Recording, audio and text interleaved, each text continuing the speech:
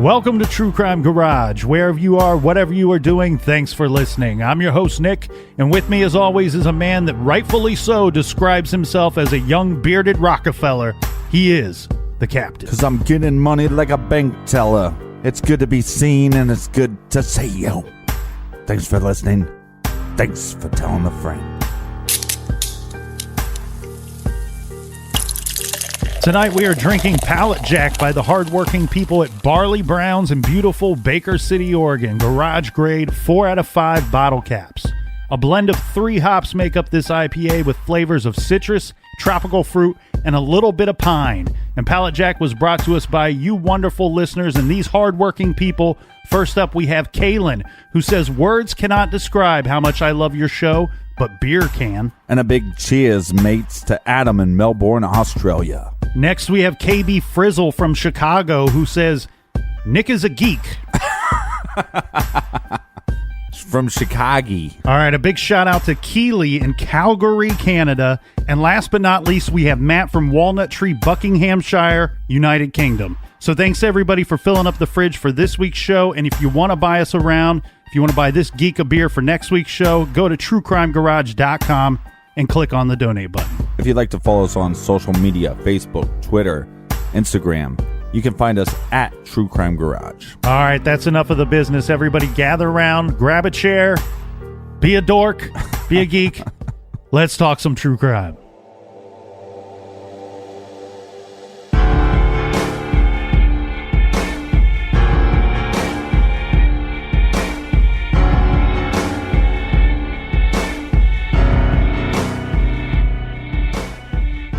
As we sit here today, Captain, young Kyron Horman, he has been missing for 7 years. He's been missing since that last day that he was seen at his school on a Friday, June 4th, 2010. Last spotted by his stepmother, who said that she saw him walking to his classroom. He's reported missing, and now we're left here, Captain, wondering what happened to this little boy. Really, when you narrow it down, there are 3 options, okay, right? We have option A. Kyron, the little boy, left the school on his own, wandered off somewhere. There was 8 access points in and out of this school building. He was spotted near one of those around the last time that he was seen. We also have option B, that he was taken by a total stranger. And option C, that somebody within his inner circle is responsible for why he disappeared. Well, the search effort was huge. Yeah. And it happened quickly. And so it seems like option A doesn't make a lot of sense. I think we would have found him by now. And even if he left the school and an accident happened, I think we would have found his body by now. Yeah, because we have a situation, like you said, very quickly after he went missing, within 7 or 8 hours, the searchers are out. And the initial search lasted over 10 days and was regarded as one of the largest in the state's history, with more than 1,300 people from Oregon, Washington, and Northern California looking for the boy.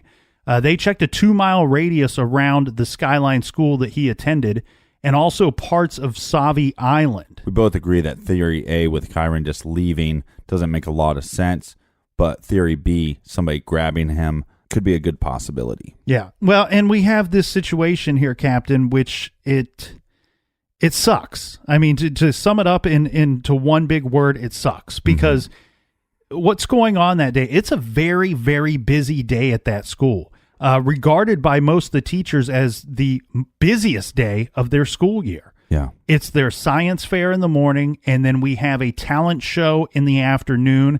And guess what? If you are some terrible person and you're looking to grab a kid, well, there's a big sign out in front of the school that says, on this date, we're having a science fair from this hour to this hour, and we're having a talent show from this hour to this hour. The school is basically somewhat open to the public. I mean, they're not expecting random people to just walk in the school, but they have the school open at this time, open early, so that parents and students can tour the science fair. Yeah, and I'd argue that maybe it's not some random person because, they're advertising that there's a science fair, but you don't know how heavily chaperoned this is going to be. But yeah, it is open to the public. the other thing too is if you had any information about the students and about the school, you'd also know that the school wasn't under surveillance. Mm-hmm. So that gives you a opportune window. Yes. And the thing here is, though, while this is a possible scenario, it does seem a little unlikely to me. And I'll tell you why.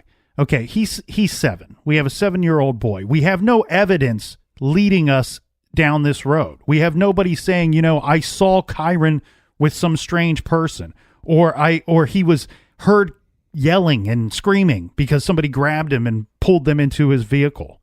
Yeah, you would think that this would be a safe place for Kyron. Mm-hmm. So if somebody did grab him, that he would feel safe enough to be able to scream for help. So the likelihood that there was all these eyewitnesses that didn't see Kyron leaving with some strange person, mm-hmm. it's kind of weird. Yeah, and I know there's people out there listening that are going, he's only 7, and yes, we've covered cases before, and so it is a possibility that he could have been lured to somebody's vehicle, that he got into the vehicle willingly. He is only 7. That is somewhat of a possibility. But I think the obvious possibility and most likely possibility here, and it seemed to be what the police really honed in on early into the investigation and search for Kyron, is that somebody within his inner circle was involved in this disappearance. Well, and with all these allegations and weird speculations about the stepmother, it's kind of clear that we need to dive into her as a possible suspect. I agree. And I think what we should do is just kind of point out the different suspicious behaviors along the way and kind of dive into those as we go through our list here. Now, just to be clear, she has never been named a suspect, but she has never been cleared as well. Correct.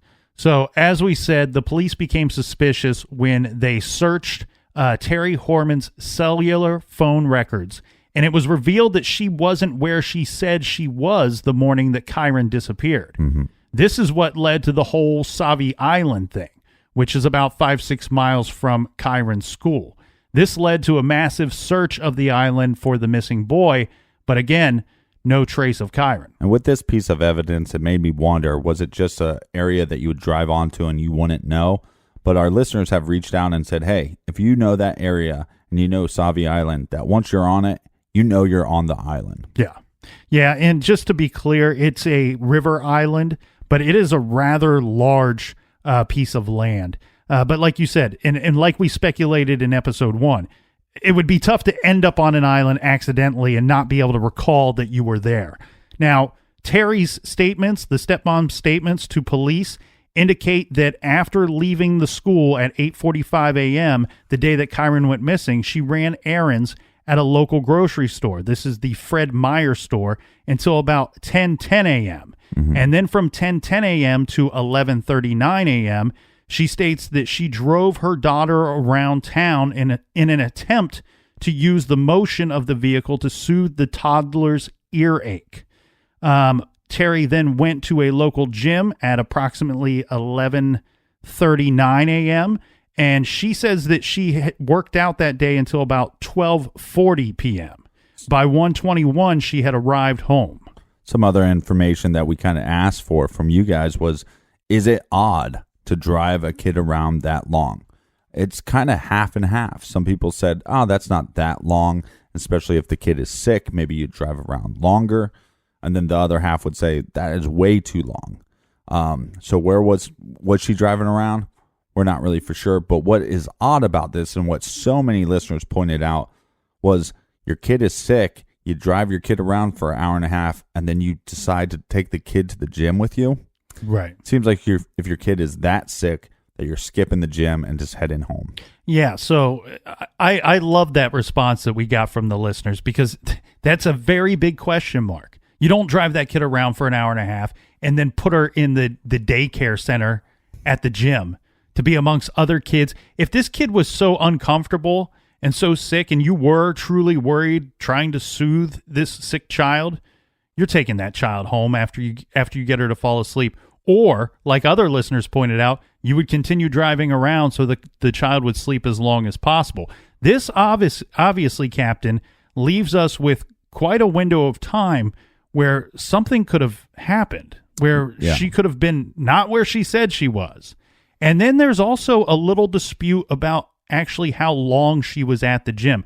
We know that she was at the gym at 11:39 because she has to check in. The problem is we have other people saying, I did see her at the gym, but I don't remember seeing her for an hour. I don't remember seeing her after noon, Right. where she says that she was there till 12:40 p.m. This is another window of time where something could have happened. Yeah, it's weird with the eyewitness accounts of her being at the grocery store and the eyewitness accounts of saying that she was at the gym. Again, makes me wonder, is she trying to establish a alibi? Mm-hmm. Well, and I'll tell you what here, Captain. I think for this one, if you want to keep score at home or you're keeping score in your garage regarding Terry's involvement in Kyron's disappearance, I think for for this portion, for her whereabouts and what she was actually doing that day, look, I have to believe that this points a little more towards the end of she was involved in this. I can't give her a check mark for nope, this clears her. Nope, she wasn't involved.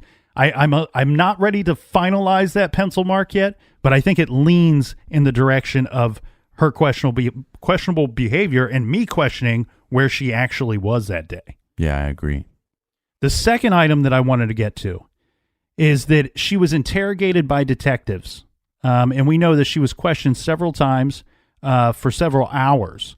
They were also looking for physical evidence of foul play in the vehicle that she was driving that day. Remember, she was driving Kane's truck when she dropped Kyron off at school.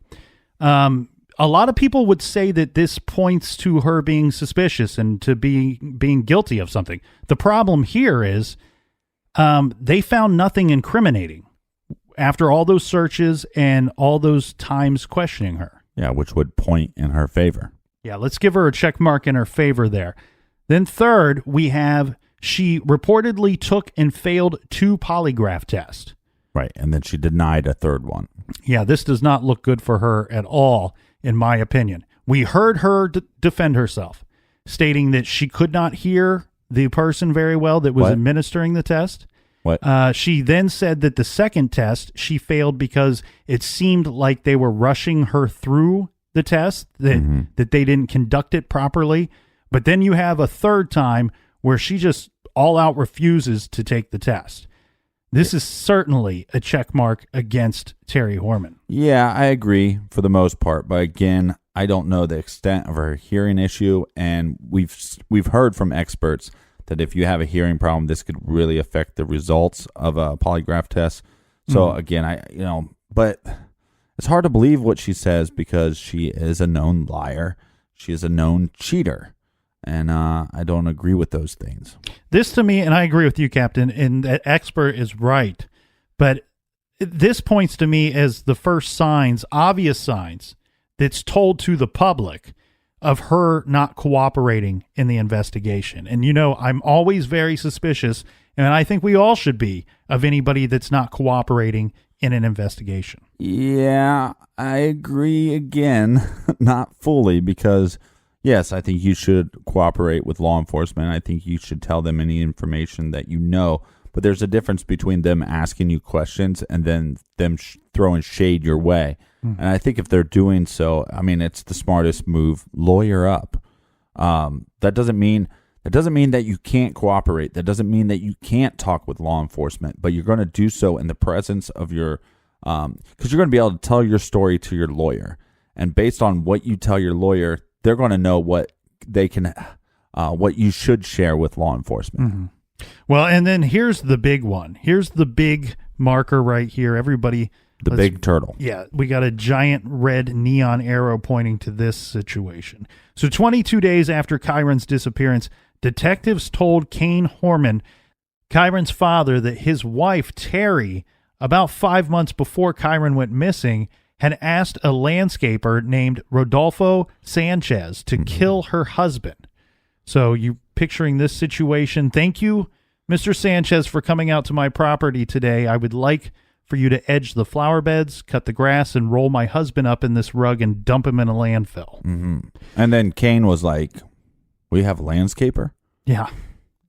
I don't know. This is the piece of evidence. Like if somebody said to me right now, like I can have a question answered. I mean, obviously where is Kyron? That would be the main question. But if I couldn't have that answered, and I just needed to have a few things answered to lead me to the truth, this would be the one.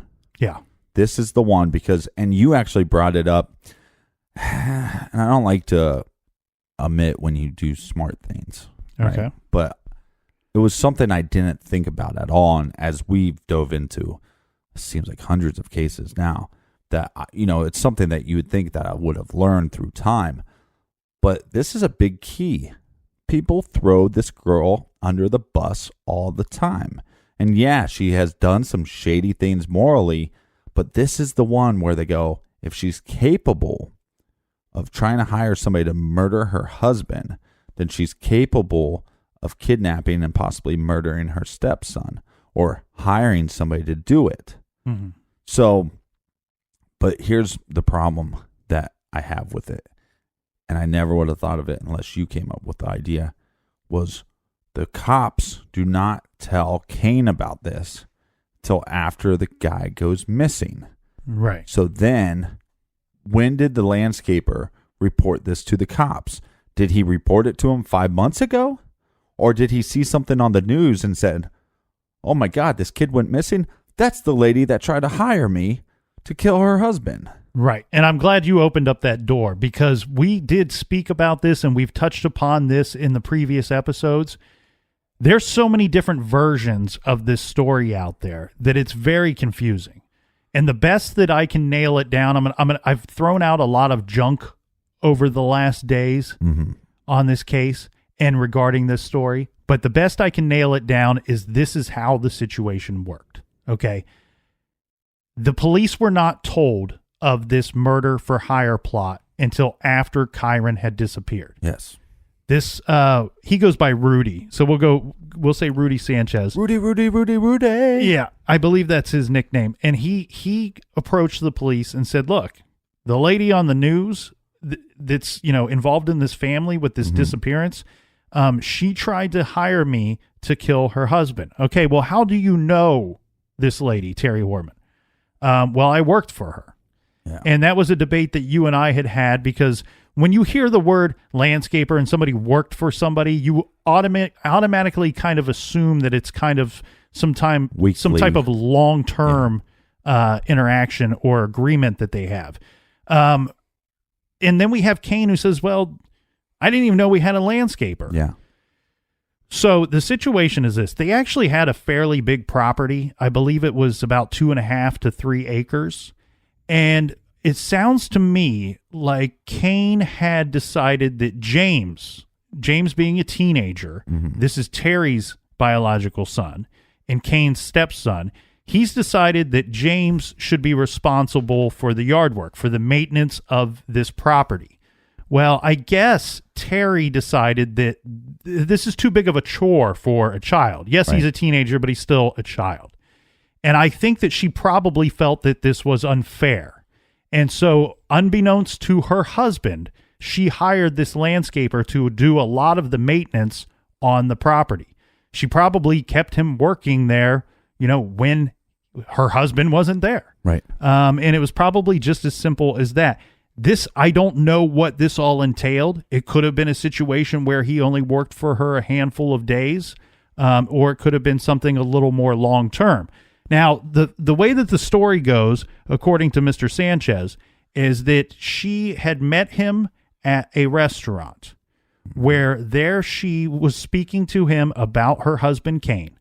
And she tells Mr. Sanchez that Kane is mentally and physically abusive to her. And at some point, she starts telling him that, Kane carries about $10,000 cash on him at all times. And he also has a laptop that he walks around with. Somebody could kill him and make it look like a mugging and run off with that money. Now, the problem here is when pressed further by the police, Mr. Sanchez does state, at no time did she ever technically offer me money to kill her husband. Right. At no time does she say the words, I will give you $10,000 if you murder my husband. No, he just says she kept kind of implying it. She kept kind of leading me down that road. Now, they don't have a chance to investigate this, obviously, until after Kyron has disappeared. By this point, Terry's probably on high alert. They send in some guy, an undercover dude, bit of a sting operation, to try to talk to Terry again about this murder for hire plot. And she basically jumps out of the situation and says, I don't know what you're talking about. I want nothing to do with this. Right. So again, if this thing went down, she gets out of it pretty easy. Yeah, or she had nothing to do with it. Right? I mean, there's a possibility that she hired this guy. She said a couple stupid things to, and he took the wrong way. Mm-hmm. He didn't. If he really felt strongly about it, I think he would have came to the police before. And then we've seen multiple times with missing person cases, and especially when it's a missing kid case, some weird people get involved. Yeah, I agree. Well, Mr. Sanchez says that, not only did she use this Kane always has $10,000 on him approach to trying to convince him to kill Kane, but she also used her sexuality and, bringing up the fact that, not the fact, but bringing up her story of Kane being an abusive person. Now, on Terry's side, in her defense, what she would say regarding this is that the relationship with the landscaper, their working relationship together, ended when she turned down sexual advances by Mr. Sanchez. And she also states that she could, at most times, could not understand Mr. Sanchez. There was things that would get lost in translation, let's say. Well, and also she possibly has bad hearing. Yeah, and so she couldn't understand him, and she believed that there were many times that they had conversations where he could not understand her as well. And I think this piece of evidence, for me, if this came out or the police were notified about this 5 months before the kid went missing, then I'd believe it more. I'm not saying that I don't believe it, but I just believe it more. Yeah. Well, I wish it had come out 5 months before Kyron went missing, because I have a feeling that had it, we might not be sitting here looking for Kyron at this point. Right. And the other tough thing about this too is from the get-go of the investigation, Kane, Terry's husband, is adamant that she had nothing to do with it and showed no signs of ever being capable of doing something like this. Mm-hmm. The other thing, though, too, I wish that somewhere somebody would be able to come out and say, you know what, I saw Mr. Sanchez and Terry Horman together at a restaurant. I wish somebody would, if that happened and somebody spotted them, I wish we would have somebody saying that, because to me, there's no reason for a landscaper and the person that hires him to be together at a restaurant. What about the delicious meals? There's still no reason. I worked as a landscaper for a couple of years, Captain. Nobody ever invited me to have a lunch or a dinner with them. But I'm a geek, so why would that happen? All right, more about this right after this quick beer break.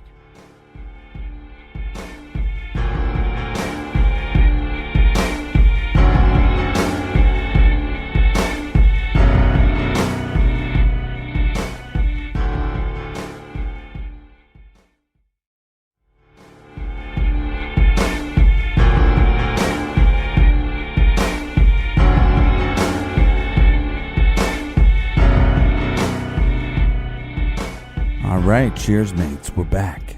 Okay, on Wednesday, July 21st, 2010, so this is just, about 6 weeks after Kyron Horman disappeared, law enforcement is putting pressure on Terry's small circle of friends. This includes 43-year-old Dee Spicer.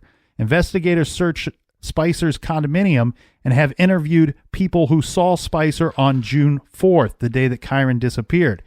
Now, just 2 days later, on July 23rd, detectives investigating the disappearance of Kyron announced that Dee Spicer was doing gardening work for a Northwest Portland homeowner on June 4th. But she had abruptly left the house at about 11:30 a.m., and she did not return until about an hour to 90 minutes later. Another person working at the home called Spicer to come in for lunch, and the homeowner called Spicer on her cell phone, but she wasn't able to reach her.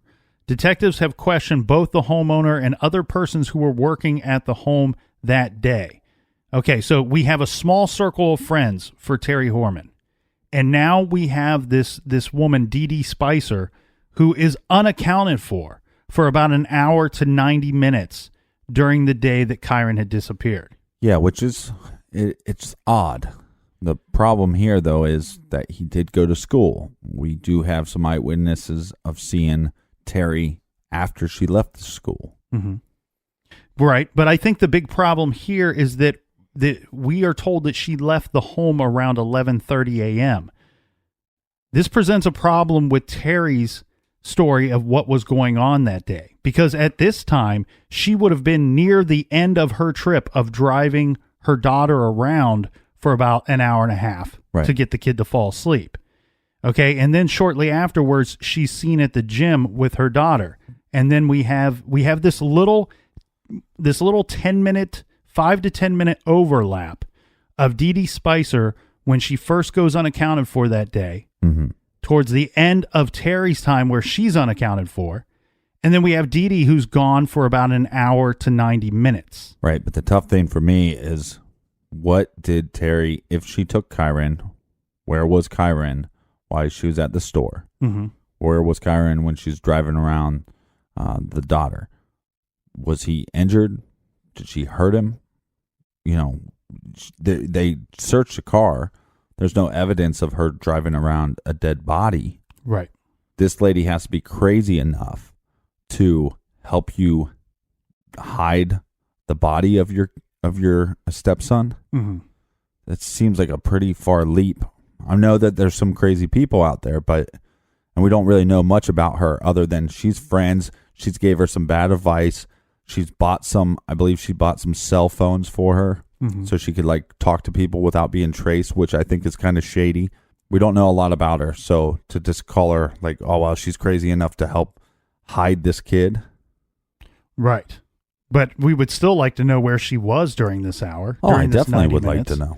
And again, it's backing right up to the time that Terry is gone for the day. Now, so in her defense, she states that the calls went to her voicemail by the homeowner and by the person working on the property because she had left her phone in her car. The situation is this, too. This is a large property. This is like a 38-acre property. Right. There's a chance, I'm a little uncertain what this means when it says she abruptly left the house at about 11:30 a.m. Well, did she leave the property? Right.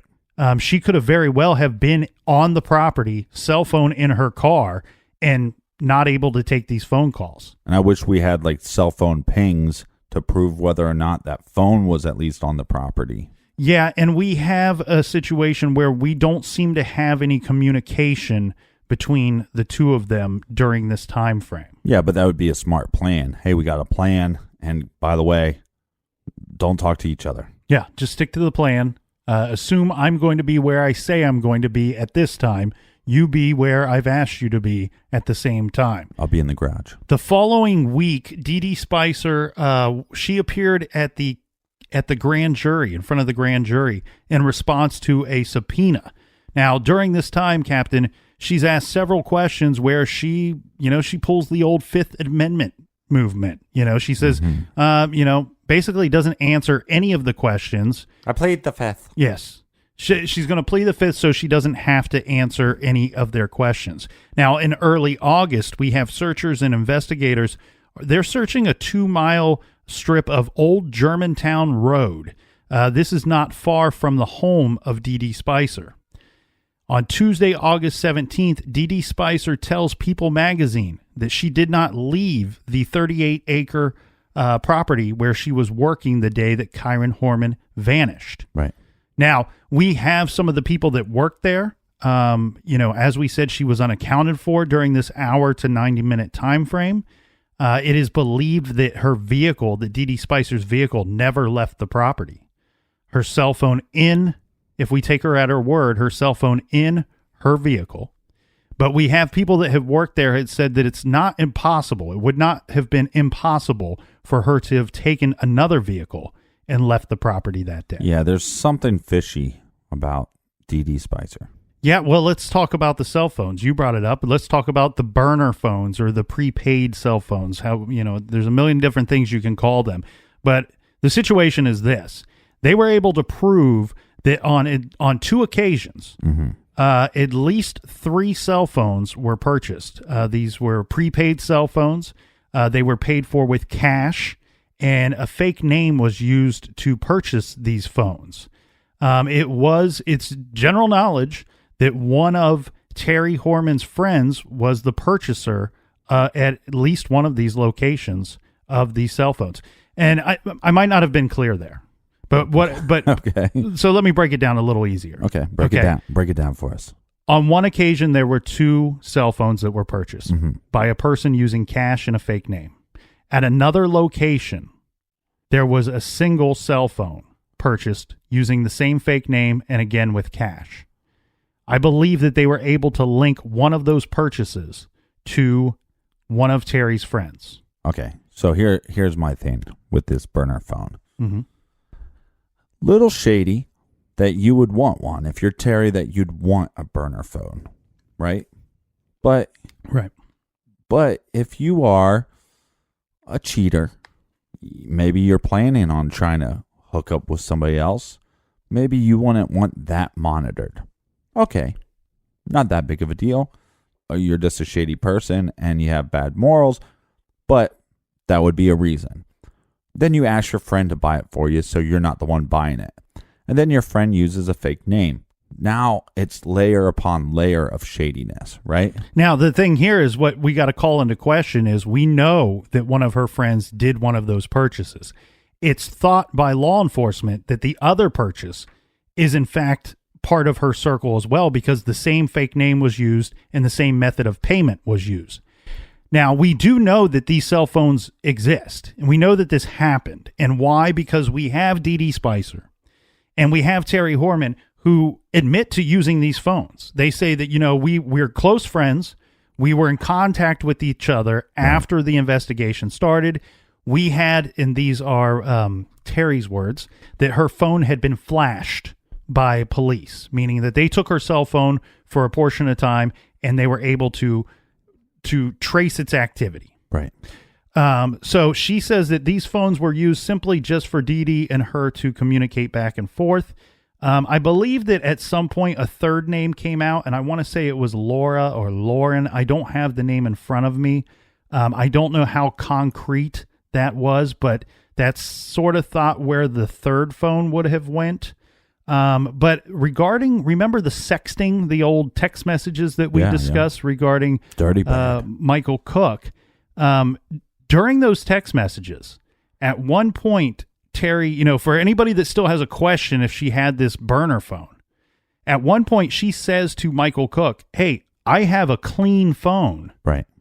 Would you prefer to communicate that way? Would you like to make my clean phone and dirty?" him trying to continue the dirty talk jokingly says, "I have a dirty phone." And she doesn't really respond to that until he informs her that he was joking, because now she's like, "Oh crap, they're monitoring his phone." Right. And she says, "Do you think they're monitoring your phone?" To which Michael says, I wouldn't think so, but I don't know how that works. Where Terry explains to him they would have had to physically have taken your phone for a short period of time where they would have installed some kind of software or some form of monitoring his phone. For me, with these burner phones, again, it goes back to, even if it's as simple as I'm going through this process of an interrogation, I'm dealing with cops all the time, and maybe I just want to vent and be like, God, this one cop, he's kind of a jackwagon, right? And this other guy's a douche canoe. But you don't want to make it sound like you're bad-mouthing the cops because they're monitoring your calls. Mm-hmm. I get that. That's a reason. But you just have your friend go out and buy a burner phone using their name, use their credit card if you have to, give each other phones, and that's why you did it. But using this fake name, like I said, it's layer upon layer of shadiness. Yeah, and regarding the questions that she had to answer in front of the grand jury that she did not, Dee Dee Spicer did not willingly answer, they were pretty softball questions, Captain. I don't have the list in front of me here, but the thing is, a lot of those questions were things that the police would be able to easily prove or disprove. things that don't seem to be, may not be directly related to the disappearance of Kyron. And matter of fact, if Dee Dee's not involved or Terry wasn't involved in this, then none of them would have anything to do with the disappearance of Kyron. Yeah. You know, I think one of the questions was as simple as this, you know, what has your friendship and relationship been like for the past 6 months with Terry Horman? I don't know that you need to plead the fifth on that one. And then another question of, well, maybe there was some sexual stuff going on. Yeah, have you sent or received any emails from Terry Horman after this date? Mm-hmm. Okay, well, plead the fifth, but guess what? That again, pretty easy to figure out if those emails, if that correspondence happened. Right, so Terry the Turtle does some shady things, and Terry the Turtle has some shady friends. And her scorecard is not looking very good for her right now on my garage scorecard here, Captain. But we do have some events that took place regarding this that we should get to, and we want to make sure we mention. The first being on June 1st of 2012, Desiree Young, the biological mother of Kyron, filed a lawsuit against Terry, claiming that she was responsible for the disappearance of Kyron, seeking $10 million in damages. Now, 11 months later, Desiree would drop the lawsuit, saying that she didn't want the civil action suit to jeopardize the police investigation into her son's case. Then we have late 2013, a judge finalized the divorce between Kane and Terry Horman, but the couple still had to resolve the issue of who would take custody of the child. That took place the following year in 2014. The ruling would be that Kane would gain custody of their 5-year-old daughter. Mm-hmm. Yeah, and Terry would be able to visit the girl under court-ordered supervision. In August of 2014, Terry attempted to change her name to Claire Stella Sullivan. To Turd Ferguson. In court, she told the judge, Kyron Horman is missing. He needs to be found. I love my stepson. I want him home more than anything. Right. She also reminded the judge that she had not been the last person to see Kyron alive, and her attorney could prove that. Now, the judge did deny her request to change her name, and I think that's smart. I mean, she's not been named a suspect, but guess what? When they've collected a grand jury and they're presenting evidence to the grand jury, that means they're seeking to arrest and indict somebody on a charge. But she could be harmful to other people. She could be harmful to other children. Mm-hmm. And I think the thing here is the person that they were seeking charges on in an indictment against, it's obviously Terry Horman. We have in December of 2014, Terry began working for this is a care facility for mentally ill adults. And she might need to be in the facility. Yeah, she was a health support specialist. She quit working that job in 2015. That brings us to August of 2015, where Terry Horman is charged with having stolen a handgun from her roommate. She lived with a man. He had a gun safe. I don't think it was a roommate, though. I think they were lovers. And one of his guns came up missing. Yes. And he said, you know what? I saw it in her possession. She stole my firearm. Well, and she wasn't going by Terry to this guy, I don't believe. She was going by Terry. She was going by her maiden name. Right, okay. She ended up stealing the gun, I think, right after he found out that her stepson went missing. So, like, they were hanging out for a long period of time, and she never brought this up. Yeah, because she had moved by this point. So this guy wasn't fully aware of this situation and fully aware of her background or involvement in this right, so the story goes that he found out about this and I think questioned her and was like, hey, look, a lot of people online think that you had something to do with it. And then all of a sudden, she steals his gun. Mm-hmm. Was she planning to try to get rid of this guy? I think there's only two, to me, unless somebody wants to try to come up with a great argument for another reason why, to me, there's only two reasons that somebody steals a gun. A, to sell it, or B, to use it to kill somebody and not have it be traced back to you. Right.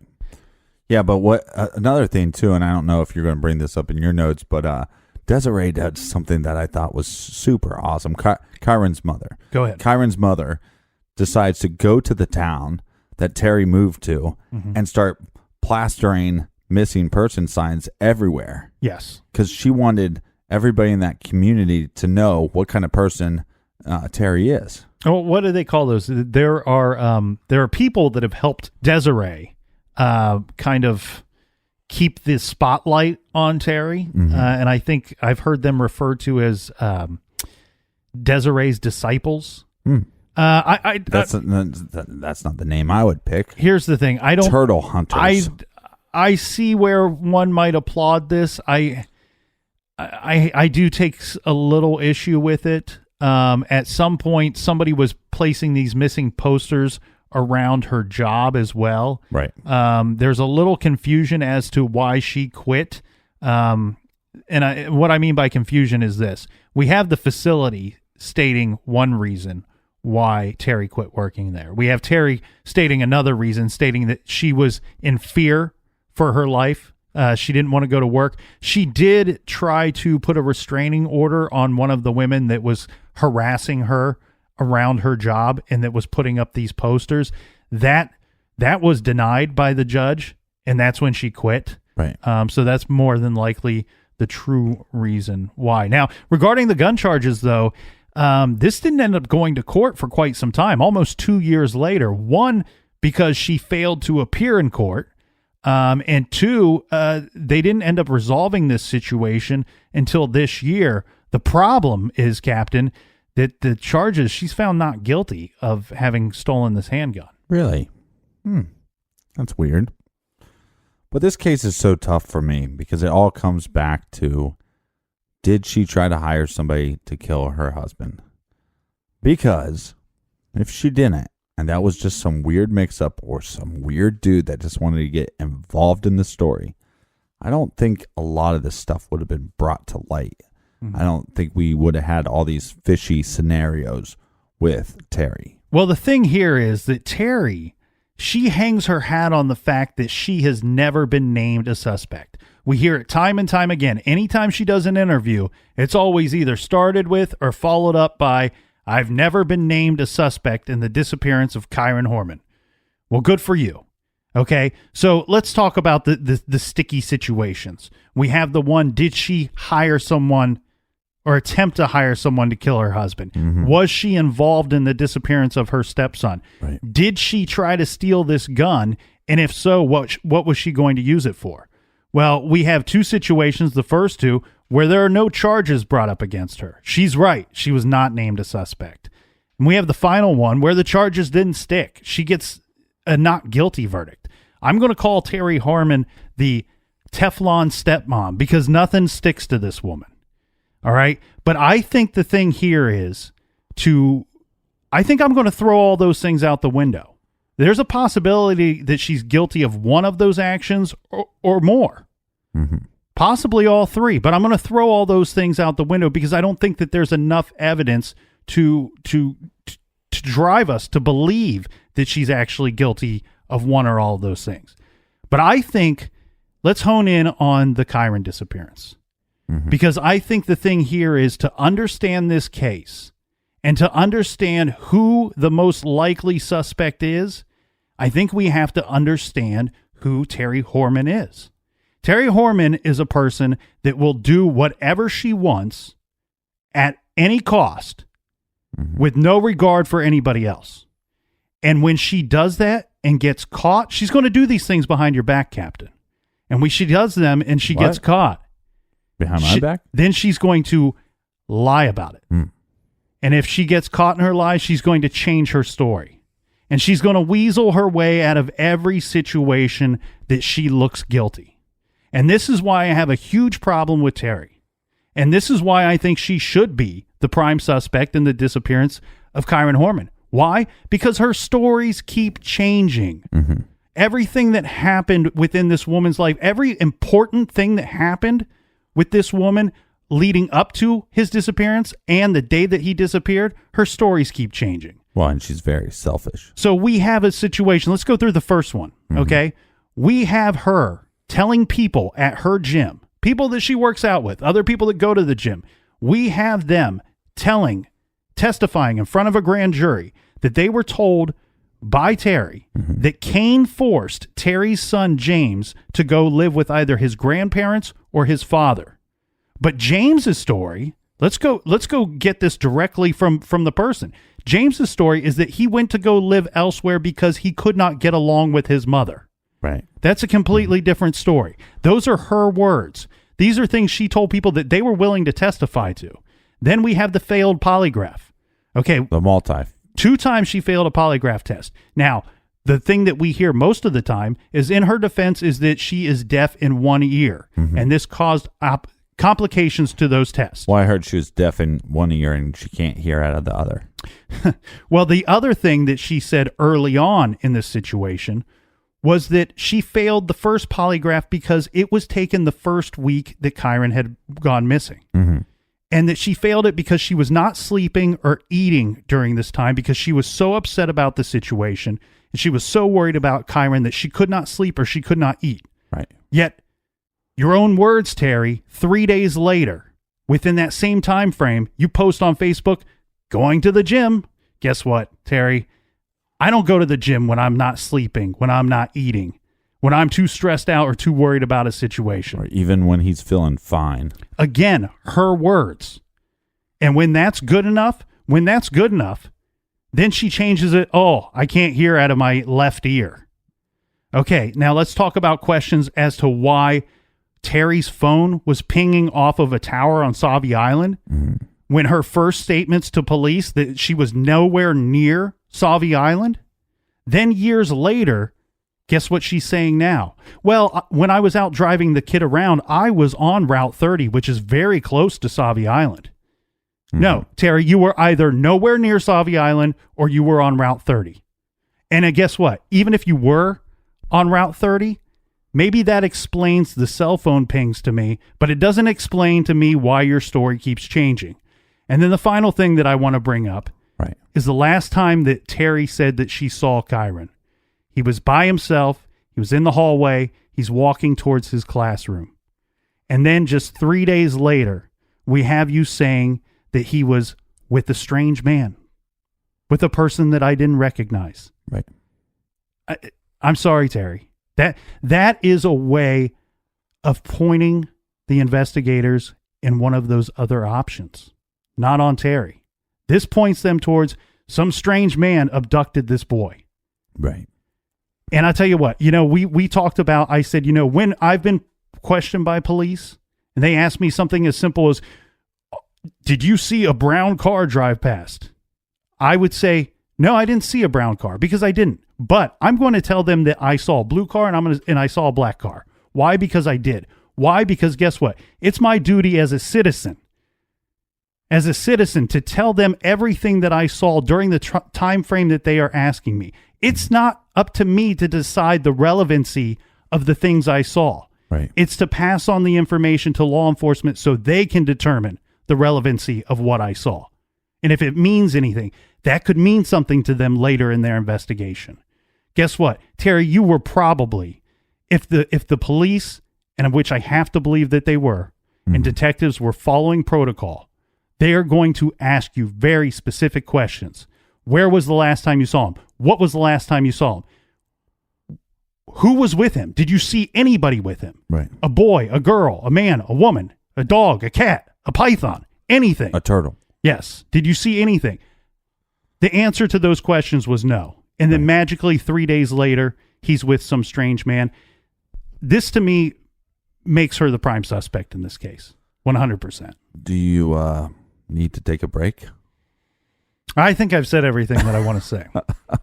You sure? Mm-hmm. You look a little sweaty. The colonel. You always say, I'm not going to get heated up on this one. The colonel showed up to play. Well, and obviously, Captain, they don't have enough to bring Terry Horman up on charges of the disappearance of Kyron. Right. But they're still out there looking. There's still searches that are being conducted to this day. And I think someday they might find that thing that they're looking for. They might find Kyron somewhere, and I hope he's well. And when they do, I think we're going to find more evidence pointing towards the guilt of Terry Horman. It'd be awesome if they find him one day. I don't believe that's going to happen. Not find him alive. And as much as I don't approve of what Cain did, his parents are in a really tough spot with life, because Cain is always going to sit there and wonder, what if I was just faithful to my wife? What if I never met Terry? What if, you know what I mean? What if I would have saw these signs earlier? What if I was honest with myself when I saw these signs and told more people about it? What if I wasn't so stubborn and I would have let him go live with his mother? And then the mother's going to think, well, why didn't I see this? Or what could I have done so he wouldn't have left? Could I stayed and make it work? What if I saw these signs? What if I wasn't sick in the first place to let him go live with them?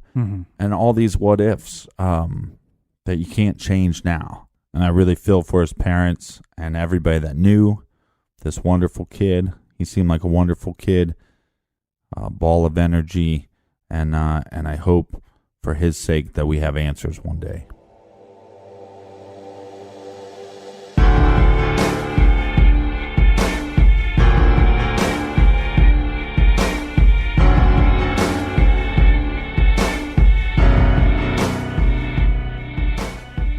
All right, do we have a recommended reading for this week? This week we are recommending Women Who Kill: Profiles of Female Serial Killers by Carol Ann Davis. She profiles 14 women who used all different methods of murder to kill their victims. Each killer is the subject of a separate chapter exploring their childhood, lifestyle, and sexuality. There is an analysis of the murder, the trial, and the imprisonment of every woman. The author comments on how society may underestimate dangerous women and what it is that can turn an ordinary woman into a killer.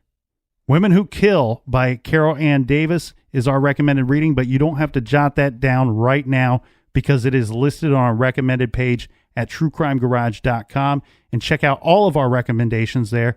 And I'm very excited about getting in the garage next week. We are taking a look at a case that has fascinated the captain for years. Yeah, one that we have covered before, but we're diving back into. So until next week, be good, be kind, and don't litter.